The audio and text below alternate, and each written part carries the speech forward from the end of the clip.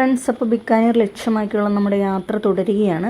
നല്ല ചൂടുണ്ട് കേട്ടോ. നല്ല ചൂടെന്ന് വെച്ചാൽ നല്ല ചൂടുണ്ട്. ഞങ്ങൾ രണ്ടുപേരും നല്ല പൊരിഞ്ഞ് കരിവാളിച്ച് നാശമായിട്ടിരിക്കുകയാണ്. എന്നാലും സാരമില്ല, നമുക്കിതൊക്കെ കാണാൻ പറ്റുന്നുണ്ടല്ലോ, അതിനൊരു സന്തോഷം. അതൊക്കെ നമുക്ക് സ്കിന്നൊക്കെ നമുക്ക് പിന്നീട് റെഡിയാക്കി എടുക്കാം. അപ്പോൾ നമ്മൾ ഈ പൊരി വെയിലത്ത് ഇങ്ങനെ നമ്മുടെ കാഴ്ചകളൊക്കെ കണ്ട് നമ്മുടെ സ്വപ്നത്തിലൂടെ ഇങ്ങനെ പോവുകയാണ്. നമ്മൾ ബിക്കാനീർ ലക്ഷ്യമാക്കി പോവുകയാണ്. നല്ല ഫ്രൈ ആകുന്ന ചൂടുണ്ടെങ്കിലും ഉണ്ടല്ലോ, നമ്മുടെ കണ്ണിന് സന്തോഷം നൽകുന്ന കുറച്ച് കാഴ്ചകളൊക്കെ കാണാം കേട്ടോ. നല്ല ഭംഗിയുണ്ട് ഈ പ്രദേശം കാണാൻ. ഇവിടെ ഒരു ചെറിയ ജലാശയം പോലെ കാണുന്നുണ്ട് കേട്ടോ. നമ്മൾ പോണ വഴിക്കൊക്കെ നമുക്ക് ഈ സൈഡിലേക്കൊക്കെ വന്നപ്പോൾ വളരെ റെയറായിട്ടാണ് ഇതുപോലെ വെള്ളമൊക്കെ കാണാൻ പറ്റുള്ളൂ. അത്യാവശ്യം ബാക്കിയെല്ലാം നല്ല വരണ്ട ഭൂമി പോലെ തോന്നി. പക്ഷേ വരണ്ട ഭൂമിയാണെങ്കിലും ഇതുപോലെ പച്ചപ്പുണ്ട്. ഇത് വരണ്ട ഭൂമിയിൽ വളരുന്ന തരം സസ്യങ്ങളാണ് ഇവിടെ ഉള്ളതൊക്കെ. അതുകൊണ്ടാണ് ഇതുപോലെ പച്ചപ്പിലൊക്കെ നിൽക്കുന്നത്. നമ്മളിപ്പോൾ രാജസ്ഥാനിലെ ഒരു ഗ്രാമീണ മേഖലയിൽ കൂടിയാട്ടോ പോയിക്കൊണ്ടിരിക്കുന്നത്. നമ്മുടെ റെഡ് സാൻഡ് സ്റ്റോണൊക്കെ കൂട്ടിയിട്ടേക്കണണ്ട. അത് നമുക്ക് ഇവിടെ ഈ പലമൂര് 3 ടൈപ്പ് കളറിലുണ്ട്. നല്ല റെഡ് കളറിലുണ്ടാവും, ഒരു പിങ്കിഷ് കളറിലുണ്ടാവും, പിന്നെ ഒരു ഗോൾഡൻ, ഒരു ചെറിയ ബ്രൗൺ കളറിൽ ഒക്കെ ഇത് കിട്ടും. ഈ സീനൊന്ന് കണ്ടേ, രാജസ്ഥാൻ്റെ തനതായ കാഴ്ചകളിലൊന്നാണ്. ഒട്ടകങ്ങളൊക്കെ വന്നു കഴിഞ്ഞു. പിന്നെ പതിയെ പതിയെ നമ്മൾ ഒട്ടകങ്ങളെയൊക്കെ കാണാൻ തുടങ്ങി മുന്നോട്ട് പോകും തോറും. കഴിഞ്ഞ സ്റ്റേറ്റുകളിലൊക്കെ വഴി നിറയെ പശുക്കളും കാളകളുമായിരുന്നു കേട്ടോ. ഇവിടെ നമ്മൾ ഒട്ടകങ്ങൾ വരവേക്കും. ഫ്രണ്ട്സ്, ഇത് കണ്ടാൽ നമുക്ക് തോന്നണത് കട്ടളയ്ക്ക് വേണ്ടി ഒക്കെ പണിയാൻ വേണ്ടി തടിയൊക്കെ റെഡിയാക്കി ചീവി വെച്ചേക്കണ പോലെയാണ് നമുക്ക് തോന്നണം. അപ്പോൾ എനിക്ക് ആദ്യം ഒരു സംശയം തോന്നി, ഇത് തടിയാണോ അതോ കല്ലാണോ എന്നറിയില്ല. കാരണം ഈ കളറിൽ ഇവിടെ എല്ലായിടത്തും വീട് പണിയാനും ഒക്കെ കല്ലെടുത്തേക്കണം ഇതേ കളറിലാണ്. കയ്യാല വെക്കണതും ഒക്കെ. പിന്നെ ഇവിടെ ഇങ്ങനെ മുള്ളുവേലി തിരിക്കാനൊക്കെ ഇതിൻ്റെ വലിയ വലിയ പീസുകളാണ് വെച്ചേക്കുന്നത്. അപ്പോൾ ഇത് ഇവിടെ ഒരെണ്ണം താഴെ പൊട്ടിക്കിടക്കുന്നുണ്ട്. ഇത് കണ്ട, അത് കല്ലാണ്. ഞങ്ങൾ അടുത്ത് വന്ന് നോക്കി കൺഫേം ചെയ്തിട്ടാണ് പിന്നെ ഓക്കെ ഇത് കല്ല് തന്നെയാണെന്ന് മനസ്സിലായത്. ഇത് കട്ട് ചെയ്യണ ഒരു മില്ലായത്. ശരിക്കും കാണാൻ പറ്റുന്നില്ലല്ലോ, ഇതൊക്കെയാണ്. ഇതിൻ്റെ അകത്ത് മില്ലാണ്. അപ്പോൾ ഇതെന്ത് നമ്മൾ കരിങ്കല്ലിന് ഉപയോഗിക്കില്ലേ, അതിന് പകരം ഇവിടെ ഉപയോഗിക്കുന്ന, നമ്മുടെ നാട്ടിലെ കരിങ്കല്ല് അതുപോലെ ഇവിടെ ഉപയോഗിക്കുന്ന ഒരു കല്ലാണിത്. ഇവിടെയുള്ള എല്ലാ കെട്ടിടങ്ങളും ഈ കളറിലുള്ള കല്ലുകൊണ്ടാണ് കെട്ടിയേക്കണത്. എവിടെയും കെട്ടിടങ്ങളൊന്നും അധികം തേച്ച കെട്ടിടങ്ങളൊന്നും ഞങ്ങൾ കണ്ടില്ല. അപൂർവമായിട്ട് 1-2 കെട്ടിടങ്ങളൊക്കെ കണ്ടിട്ടുള്ളൂ. ബാക്കി എല്ലാം ഈ കളറ് വീടുകളാണ്. അപ്പോൾ പല ഷേപ്പിൽ ഇവർ വെട്ടിക്കണ്ടിച്ചുണ്ടാക്കിയിട്ടുണ്ട്. ഇവർക്ക് ഏത് ഷേപ്പ് വേണം ആ ഷേപ്പിൽ. ഇപ്പോൾ നല്ല ഫിനിഷിങ്ങുള്ള കട്ട പോലെ എടുത്തിട്ട് വീടുണ്ടാക്കണമെങ്കിൽ അങ്ങനെ. ഇത് കണ്ട ഇങ്ങനെ ഇപ്പോൾ കട്ടളപ്പടി പോലെ തന്നെ ഉണ്ടാക്കി വെച്ചിട്ടുണ്ട്. ഹോളൊക്കെ ഇട്ട്, ജനൽ കമ്പിക്കുള്ള ഹോളൊക്കെ ഇട്ട് ഉണ്ടാക്കി വെച്ചിട്ടുണ്ട്. അങ്ങനെ ഏത് ആകൃതിയിൽ വേണമെങ്കിലും ഇവരിവിടെ ഉണ്ടാക്കി നിർത്തിയിട്ടുണ്ട് കേട്ടോ. പിന്നെ പാളി പോലെ നിലത്ത് വിരിക്കാൻ പാകത്തിനൊക്കെ ചെയ്തിട്ടുണ്ട്. ഇതാണ് ഇവരുടെ ഈ എന്താ പറയണേ, വീടൊക്കെ കെട്ടിടങ്ങളൊക്കെ പണിയാനും കയ്യാല വെക്കാനും എന്താ പറയുക വേലി തിരിക്കാനും അങ്ങനെ സർവ്വതിനും ഇവർ ഈ കല്ല ഉപയോഗിക്കുന്നത്.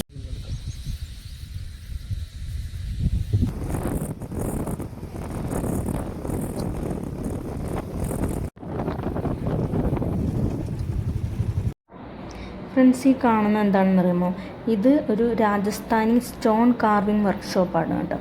ഇത് നമ്മുടെ റെഡ് സാൻഡ് സ്റ്റോൺ ഇല്ലേ, അതുപയോഗിച്ചിട്ട് ക്ഷേത്രങ്ങളിലേക്ക് മറ്റും ആവശ്യമായ തൂണുകളും അതുപോലെ കൽപ്പാളികളും ഗോപുരശില്പങ്ങളും ഒക്കെ കൊത്തി ഉണ്ടാക്കുന്ന ഒരു പരമ്പരാഗത രാജസ്ഥാനി സ്റ്റോൺ കാർവിങ് വർക്ക്ഷോപ്പാണിത്. നമ്മുടെ പല പ്രശസ്തങ്ങളായ ചരിത്ര സ്മാരകങ്ങളും പണി കഴിപ്പിച്ചിട്ടുള്ളത് ഈ കല്ല് ഉപയോഗിച്ചിട്ടാണ് കേട്ടോ. അതായത് നമ്മുടെ റെഡ് ഫോർട്ട് പോലെ ആഗ്ര കോട്ട, പിന്നെ കുത്തബ് മിനാർ, പിന്നെ ഹൗവ മഹൽ, രാജസ്ഥാനിലെ ഹൗവ മഹൽ, ഇതൊക്കെ ഈ കല്ല് ഉപയോഗിച്ചിട്ടാണ് പണിതിട്ടുള്ളത്. ഇവിടുത്തെ ഭൂരിഭാഗം കെട്ടിടങ്ങളും ഈ കല്ല് ഉപയോഗിച്ചിട്ടാണ് പണിതിട്ടുള്ളത്. ഇവർക്കിവിടെ കൂടുതൽ അവൈലബിൾ ആണല്ലോ ഇത്. നല്ല ഭംഗിയാണ് ഇവരുടെ കെട്ടിടങ്ങളൊക്കെ കാണാനായിട്ട്. നല്ല ഒരു യൂണിഫോം രീതിയിൽ എല്ലാം ഒരുപോലെ ഒരേ വർണ്ണത്തിൽ ഇങ്ങനെ പണിത് വെച്ചേക്കണം. നല്ല രസമാണ്.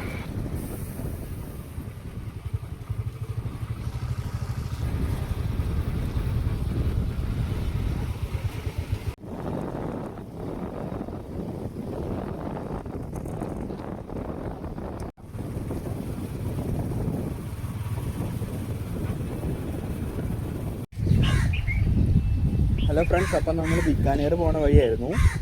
അപ്പോൾ നമ്മൾ കുറച്ചുകൂടെ വന്നപ്പോഴത്തേനും ജസ്റ്റ് ഒന്ന് വിശ്രമിക്കാൻ വേണ്ടി ഇറങ്ങിയതാണ്. പിന്നെ ഇവിടെ 32 ഡിഗ്രി ചൂടാണ്. മുന്നോട്ട് പോകുമ്പോൾ അത് കൂടും. നമ്മൾ കുറച്ച് നേരം ഒന്ന് റെസ്റ്റ് ചെയ്യാൻ ഇറങ്ങിയതാണ്. പിന്നെ നമുക്ക് വഴി തെറ്റിപ്പോയി. നമ്മൾ ഗൂഗിൾ മാപ്പിൽ ഇട്ടപ്പോൾ കാറിൻ്റെ ഓപ്ഷൻ അറിയാതെ ആയിപ്പോയി. അപ്പോൾ അത് നേരെ നമ്മളെ എക്സ്പ്രസ് ഹൈവേയിട്ട് കൊണ്ടെത്തിച്ചു. പിന്നെ അവിടെ നിന്ന് തിരിച്ച് നമ്മൾ കുറച്ച് ദൂരം ബാക്കിലേക്ക് എടുത്ത് വേറൊരു വഴിക്കാണ് പോണത്. ഒരബദ്ധങ്ങളും എത്തുന്നത്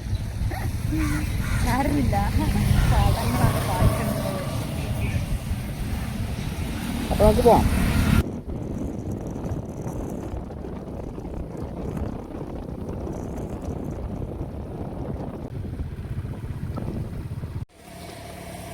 ഫ്രണ്ട്സ്, അപ്പം നമുക്ക് കഞ്ഞി കുടിക്കാൻ പറ്റിയൊരു സ്ഥലം കിട്ടിയിട്ടുണ്ട്. അവിടെ നമ്മുടെ മറ്റേ കരിങ്കല്ലില്ലേ സംഭവം, അത് വെച്ചൊരു ബെഞ്ചുണ്ട്. ഒരു ആര്യവേപ്പിൻ്റെ താഴെയാട്ടോ നമുക്ക് തണൽ കിട്ടിയേക്കണേ. എന്നാൽ കഞ്ഞി കുടിക്കാം. ഹലോ ഫ്രണ്ട്സ്, അപ്പോൾ നമ്മുടെ വണ്ടി കാളയും പശുവും റൗണ്ട് ചെയ്തില്ലേ. കുറേ ഇവിടെ ഉണ്ടായിരുന്നു കേട്ടോ, അന്നേരം എടുക്കാൻ പറ്റിയില്ല. ഞങ്ങളുടെ അച്ചാറൊക്കെ തിന്ന് അച്ചാറൊരു പശു ഒന്ന് തിന്ന്. ആ പശുവിന് പ്രൊട്ടക്ഷനായിട്ടൊരു കാളയും വന്ന് ഞങ്ങളെ അടുപ്പിക്കുന്നില്ല. അത് ഞങ്ങളെ കുത്താൻ വരുക. അപ്പം അവിടെ ഞങ്ങളുടെ കുറച്ച് സാധനങ്ങളൊക്കെ ഇരിപ്പുണ്ട്. അച്ചാറ് പോയെങ്കിൽ പോട്ടെ എന്ന് വെക്കായിരുന്നു. ഉപ്പുണ്ട്, പിന്നെ ടോർച്ചിൻ്റെ ഒക്കെ ഒരു സംഭവം, ഞങ്ങളുടെ നഞ്ചാക്കുണ്ട്, ലഞ്ച് ബാഗ് ഉണ്ട്, എല്ലാം അവിടെ ഇരിക്കുക. ആ കാളയാണ് അവിടെ കാവലും നിൽക്കുക. അയ്യോ പട്ടി, ആ സാധനം ഇല്ലെങ്കിൽ ഞങ്ങൾക്ക് പോകാൻ പറ്റില്ല. ഉപ്പില്ലാതെ എങ്ങനെ കഞ്ഞി കുടിക്കും? ലഞ്ച് ബാഗ് ഇല്ലാതെ എങ്ങനെ ലഞ്ച് ബാഗ്, നഞ്ചാക്കില്ലാതെ എങ്ങനെ? എന്ത് ചെയ്യും? ഒരു രക്ഷയില്ലല്ലോ. ബാക്കിയെല്ലാം പോയി, ഇത് മാത്രം ഇവിടെ നിൽക്കുക. കുറേ ഉണ്ടായിരുന്നു, കുറേ. അത് മാത്രം അവിടെ നിൽക്കുക. ഏതെങ്കിലും ഒരു മനുഷ്യന് എന്നാൽ കുറേ പേര് ഞങ്ങൾ കൈ കാട്ടി നിർത്തിയിട്ട് ആരും നിന്നില്ല. എല്ലാവരും പോയി, വിട്ടുപോയി. ഉറങ്ങും.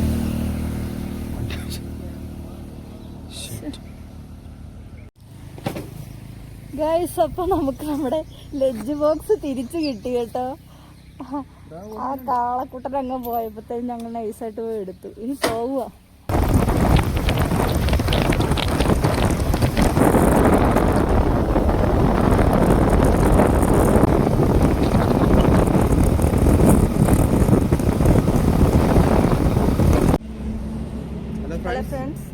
അപ്പോൾ നമ്മുടെ അടുത്ത ദിവസത്തിലേക്ക് സ്വാഗതം. അപ്പോൾ നമ്മൾ ഇന്നലെ ഇവിടെ ബിക്കാനേർ പോകാനായിട്ടുള്ള ഇതിലായിരുന്നു.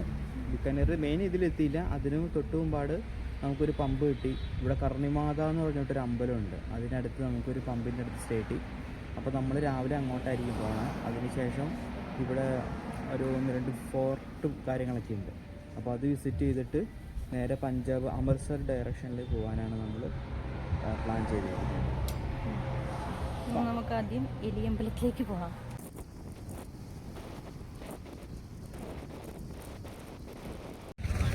ഫ്രണ്ട്സ്, ഇതാണ് കർണിമാത ടെമ്പിള്.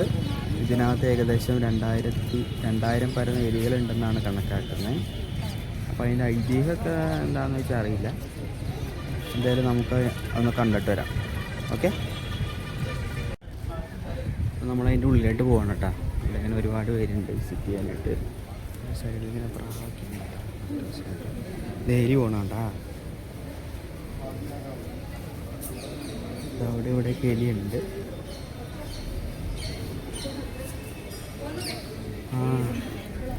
ഇത് ഫുള്ള് മാർബിൾ ആട്ടെ. ഇതിൻ്റെ ഭിത്തിയൊക്കെ ചെയ്തേക്കണേ. അത് ഞാൻ ഫുള്ള് മാർബിളല്ല,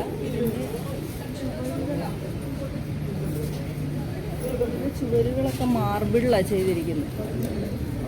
ഈ ചിത്രപ്പണികളൊക്കെ ചെയ്ത് വെച്ചിരുന്ന മാർബിളാണ്. നമ്മൾ ഇതിനു മുമ്പും കുറേ മാർബിൾ ചെയ്തൊക്കെ കണ്ടായിരുന്നു.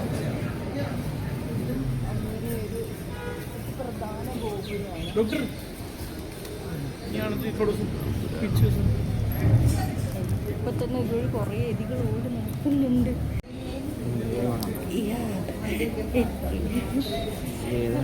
കാറ്റ് വെറുതെ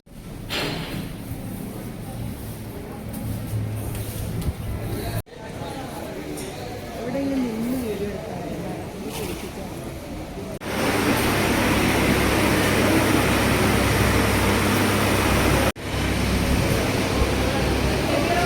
മക്കളെ ഇത് കണ്ടോ, ഇതിങ്ങൾക്ക് തിന്നാനിട്ട് കൊടുത്തേക്കണേ. എന്താ സൗകര്യം, അതല്ലേ ജീവിതം. കിട്ടാൻ പോലെ ആൾക്കാരിങ്ങനെ നേർച്ച പോലെ കൊണ്ടിട്ട് കൊടുക്കുവാണ്. എലികൾ, എനിക്കിതിന് പേടിയാണ്.